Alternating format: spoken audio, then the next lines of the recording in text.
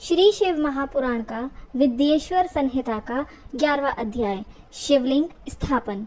ऋषियों ने पूछा, हे सूत जी, कैसे लिंग की स्थापना करनी चाहिए और उसके क्या लक्षण हैं? जिस देश अथवा काल में तथा जिस प्रकार उसका अर्चन करना योग्य है, कृपा कर मुझे ये बताइए। श्री सूत जी बोले, हे ऋषियों, गंगादिक पवित्र नदियों के तट पर जैसी इच्छा हो वैसा ही लिंग की प्रतिष्ठा करें, किंतु पूजन नित्य होता रहे। पृथ्वी संबंधी द्रव्य जल में अथवा तेजस अर्थात धातु से बना हुआ जैसी रुचि हो वैसे लिंग का रोपण करें।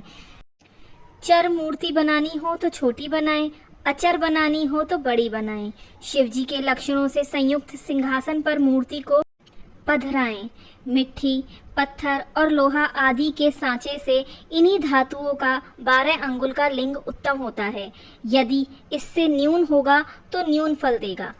अधिक अंगुल का होने से कुछ दोष भी नहीं है। लिंग या बेर यानी कि मूर्ति दोनों की ही पूजा शिव पद को देने वाली है। यदि कोई नियम पूर्वक शिव जी का दर्शन करता है तो उसे भी शिवलोक की प्राप्ति हो जाती है। पीसी हुई मिट्टी में गोबर मिलाकर अथवा कनेर के फूल, अनेक प्रकार के फल, गुड़, मक्खन, भस्म, अन्न या जैसी इच्छा हो उससे लिंग बनाकर उसकी पूजा करें।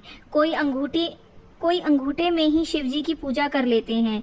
इसी प्रकार स्थान का भी कोई भेद नहीं है, जहाँ चाहे लिंग पूजन कर लें, इसका कुछ निषेध नहीं है। शिवजी सर्वत्र फलदायक हैं। जो श्रद्धा पूर्वक शिव भक्त को लिंग दान या लिंग मूल्य देता है उसे महान फल की प्राप्ति होती है। जो नित्य 10,000 प्रणव का जप करता है अथवा प्रातः संध्या दोनों समय जो 1,000 जप करे उसे शिव पद की प्राप्ति होती है। ब्राह्मणों को पंचाक्षर यानी कि शिवाय नमः के जप में प्रणव लगाना चाहिए तथा फल प्राप्ति के लिए गुरु से दीक्षा पूर्वक मंत्र ले लेना योग्य है।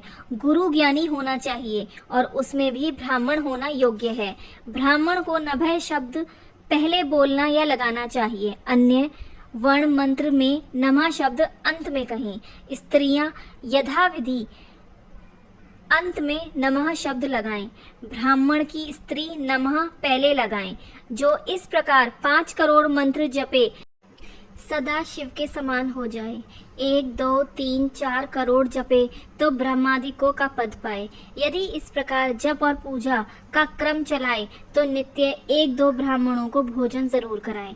यदि कोई ब्राह्मण नित्य प्राय 1008 गायत्री का जप करे या नित्य वेद मंत्र सूक्त को जपे तो वह शिव पद को पाता है। ओम इस मंत्र को 1000 बार जपे तो उसके सब मनोरथ पूर्ण होते हैं। विद्वान को चाहिए कि वह आमरण शिव क्षेत्र में निवास करे। जहाँ कहीं मनुष्य द्वारा लिंग पधराया होता है वहाँ 100 हाथ तक पुण्य क्षेत्र होता है। वहाँ जो भी पुण्य कर्म किया जाता है उसका 100 गुना फल मिलता है। और जहाँ ऋषियों ने लिंग पधराया हो वहाँ 1000 हाथ तक और लिंग स्वयं निकले होते हैं वहाँ पर 4000 हाथ की दूरी तक शिव क्षेत्र माना जाता है तथा उसका पुण्य भी वैसा ही उतना ही अधिक होता है। ऐसे पुण्य क्षेत्र में कुआं, बावली, तालाब और तलाई आदि का होना आवश्यक है। उसे शिव गंगा कहते हैं। ऐसे स्थान में दान जप करना सर्वथा ही कल्याणप्रद होता है।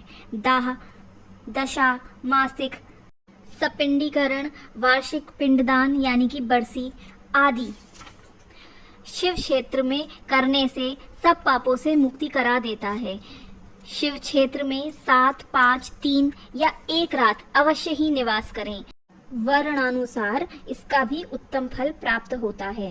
सकाम से तुरंत सिद्धि और निष्काम से शिव पद की प्राप्ति होती है। विशेषकर कलयुग में तो और भी सरल है। इतना सुनकर ऋषियों ने कहा, हे सूत जी, अब हमें ऐसे सभी पुण्य क्षेत्रों का वर्णन संक्षेप में सुनाइए। हे योगियों में श्रेष्ठ, इन क्षेत्रों का आगमन कैसे हुआ यह भी हमें सुनाइए। सूत जी ने कहा, हे ऋषियों, क्षेत्रों का आगमन जैसे हुआ वह सब श्रद्धा सहित सुनिए। इसी प्रकार श्री शिव महापुराण विद्येश्वर संहिता का 11वां अध्याय समाप्त होता है। हर हर महादेव। प्रभु शिव की और कथाएं सुनने के लिए हमारे चैनल भगवान का अंतर्ध्यान से जुड़ें।